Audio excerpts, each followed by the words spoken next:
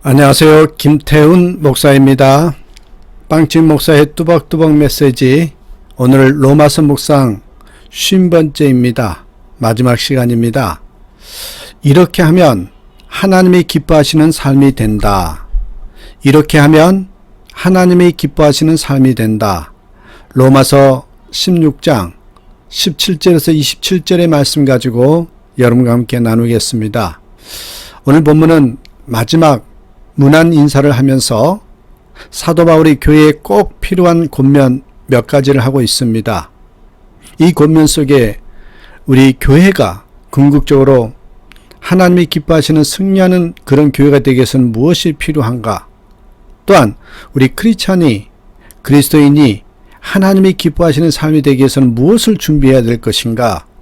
이것에 대해서 마지막으로 권면하고 있습니다. 세 가지로 요약 정리 한번 해볼까요?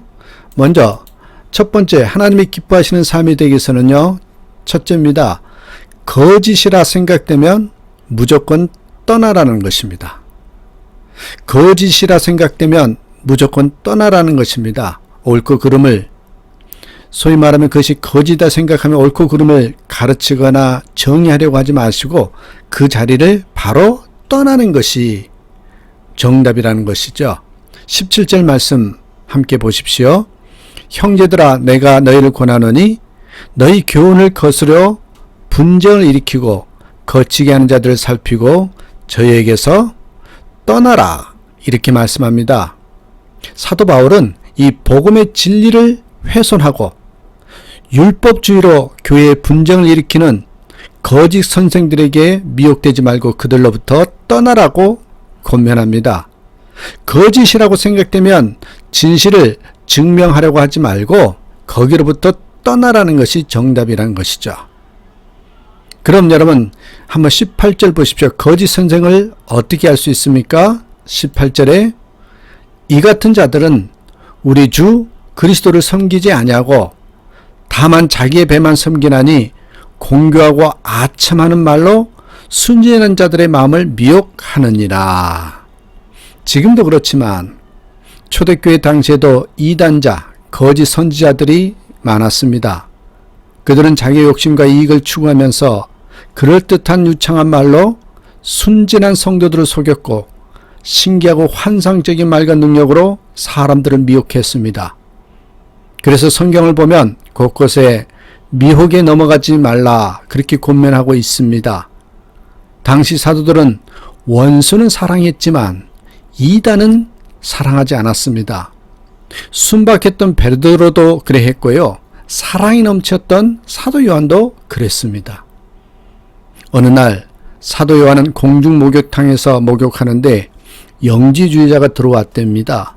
그러자 소스라치게 놀라면서 벗은 몸으로 도망치면서 말했답니다. 이단자가 들어온다. 모두 나가자. 여러분, 그렇게 얘기했다는 거예요. 왜 사랑의 사도가 그렇게까지 합니까? 그만큼 이단을 멀리 해야 한다는 뜻입니다. 사도 요한은 요한 2서, 여러분 보세요. 10절부터 11절의 말씀에 이렇게 우리에게 말씀으로 설명해 주고 있습니다.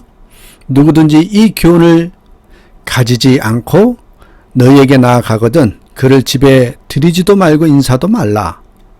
그에게 인사하는 자는 그 악한 일에 참여하는 자임이니라. 우리는 복음의 진리에 어긋난 이상한 말을 한 사람은 따라가지도 말고 그의 말을 듣지도 말며 그를 이해하려고 하기보다는 지혜롭게 뭐래요? 떠나고 피해야 된다는 겁니다. 그 자리를 떠나는 것이 최고의 상책이라는 것입니다. 이 말은 무엇입니까? 진리다 아니다, 그걸 떠나서 이단이거나 또 이상한 교리를 통해서 미혹하는 자가 있다면 그와 함께 토론하지 말고 떠나라는 것입니다. 그게 비겁한 게 아닙니다. 그게 정답입니다. 자, 그 다음에 두 번째로 무엇입니까? 우리가 하나님이 기뻐하는 삶이 되기 위해서는 두 번째로 모든 기준을 말씀에 두라는 것입니다. 모든 기준을 말씀에 두라. 19절 말씀 보실까요? 너희 순종함이 모든 사람에게 들리는지라. 그러므로 내가 너희를 인하여 기뻐하노니 너희가 선한데 지혜롭고 악한 데 미련하기를 원하노라. 선한 데 지혜롭고 악한 데 미련하라. 이 구절에서 사도 바울은 로마 교인들이 말씀대로 순종하며 산다는 얘기를 듣고 기뻐한다고 하면서 계속 진리에 굳게 서고 거짓 선생의 그런 유혹에 넘어가지 말 것을 권면하고 있습니다. 20절 보시면 계속해서 말씀해요. 평강의 하나님께서 속히 사단을 너희 발 아래서 상하게 하시리라. 우리 주 예수의 은혜가 너에게 있을지어다. 이 구절에서 사도 바울은 로마 교인들에게 사단을 이길 수 있는 확신을 심어주고 있는데 어떻게 사단을 이길 수 있습니까? 말씀 안에 있고 말씀 중심적으로 살 때 이길 수 있습니다. 아무리 힘든 일이 있어도 서로 약속의 말씀으로 권면하고 축복해주면 능히 그 어려움을 이길 수 있을 것입니다. 언제 어디서나 이럴 때 어떻게 해야 될 것인가 선택하든지 또는 결정을 해야 될 때 말씀이 기준되게끔 하면 된다는 것입니다. 옛날에 황희정승이 길을 가는데 밭에서 누렁소와 검은소가 일하고 있었습니다. 황희정승이 농부에게 어느 소가 일을 잘하느냐 그렇게 물었습니다. 농부는 대답하지 않다가 한참 후에 황희의 귀에 대고 말합니다. 검은 소가 잘해요. 황희정승이 말했습니다. 왜 이렇게 귓속말로 말합니까? 농부가 말했죠. 내가 말할 때 누렁소가 다 알아듣는데 일하는 소에게 힘을 뺄 필요가 뭐가 있습니까? 일하는 소에게 용기를 주어야지요.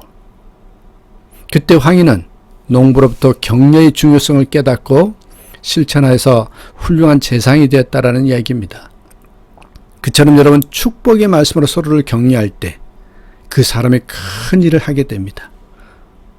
어떤 목사님은 자기가 설교를 잘 못해도 어머니가 항상 앞에 앉아 은혜 받고 눈물을 흘리셨고 간간히 애야 오늘 설교에 참 은혜 받았다 잘했다라고 말씀해 주셨다고 합니다.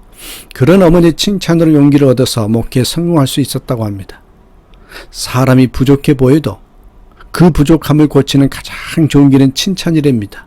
우리는 서로 하나님의 약속과 소망의 말씀을 가지고 이루어주고 축복해 주어야 됩니다.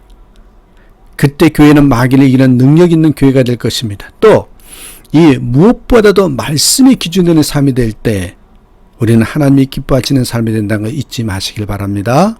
말씀으로 위로하고 격려하시고 또 말씀이 삶의 기준이 되면 그러면 다 되는 것입니다. 마지막 세 번째 보실까요? 세 번째는 여러분 이렇게 얘기를 하죠. 하나님께 영광이 삶의 목적이 되게 하라. 하나님께 영광 돌리는 것이 삶의 목적이 되게 하라는 것입니다. 나의 삶의 목적은 무엇인가? 라고 물어보면 하나님께 영광을 돌리는 삶입니다. 이렇게 분명하고 또한 여러분 확신 있게 말씀을 하셔야 된다는 것입니다. 오늘 보면 21절에서 23절에 사도 바울은 몇 명에게 문안 인사를 마지막으로 전하고 25절에서 27절에서는 최종적으로 예수 그리스도를 강조하면서 서신을 끝냅니다. 결론은 끝은 예수 그리스도입니다. 25절에서는 복음의 핵심 주제가 누구다?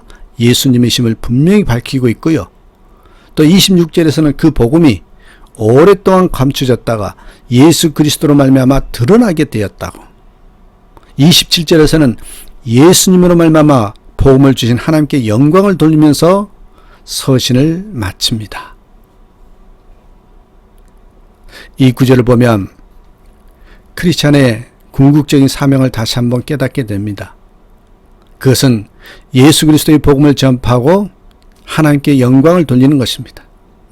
우리의 궁극적인 사명은 예수 그리스도의 복음을 전파하고 하나님께 영광을 돌리는 것이에요.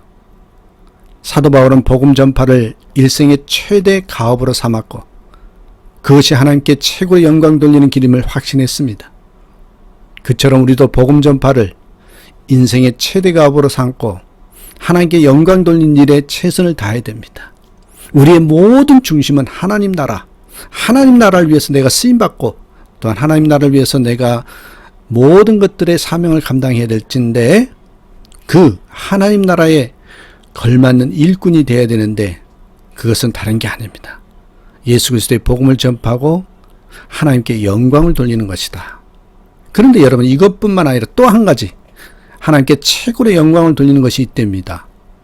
그것은 로마서 15장 6절 7절의 말씀처럼 사랑과 용서를 보여주는 것입니다. 사랑과 용서를 보여주는 것. 사랑의 하나님을 체험하는 가장 확실한 길은 사랑하는 것입니다. 사랑하는 사람이 하나님을 아는 사람이고, 교회를 교회되게 하는 사람이고, 하나님 나라 확장을 위해서 귀하게 사명을 감당하는 자입니다. 사랑하는 사람입니다. 우리가 편견과 독선, 그리고 허영과 교만의 옷을 벗어버리면 사랑할 수 있고요. 그러면 삶은 축제가 되고, 여러분, 교회는 잔치집이 될 것입니다. 내가 살고 있는 이 땅이 하나님 나라가 될 것입니다. 크리스찬은요, 그리스도인은 남을 이해하고 관용을 베푸고 기쁘게 해줘야 됩니다. 교회 생활을 하다 보면 서로 간에 생활 양식과 의견이 차이가 있을 수 있습니다. 그러나 성도들 간의 차이는 갈등의 요소가 아닙니다. 오히려 우리의 생각의 폭과 삶의 폭을 넓혀주는 소중한 기회입니다. 우리 곁에 있는 사람은 어떤 사람이든지 우리에게 사랑을 가르쳐주기 위한 훈련 도구다. 이렇게 한번 생각해 보시기 바랍니다. 사랑은 하면 할수록 기쁨과 보람이 있고 우리의 영혼이 풍성해집니다. 반면에 사랑이 없으면 영혼은 더욱 굶주리게 될 것입니다. 그러니까 영혼의 귀한 양식은 사랑이죠. 사랑. 다른 어떤 것으로 통해서도 하나님께 영광을 돌리기보다는 무엇보다 이 사랑과 용서를 통해서 하나님께 영광을 돌리고, 또한 하늘나라 확장에 귀한 사명을 감당하는 자가 된다는 것입니다. 그런데요, 이런 것들이 잘 표시가 나지 않습니다. 눈에 잘 보이지 않습니다. 그래서 스스로 실망할 때가 있습니다. 이런 이야기를 하나 들려드리고 이제 로마서 묵상 모든 순서를 마치겠습니다. 미국 시골의 통나무집에 한 병적으로 연약한 남자가 살았습니다. 그 집 앞에는 큰 바위가 있었는데 그 바위 때문에 집 출입이 너무 힘들었습니다. 어느 날 하나님이 꿈에 나타나서 말씀하셨습니다.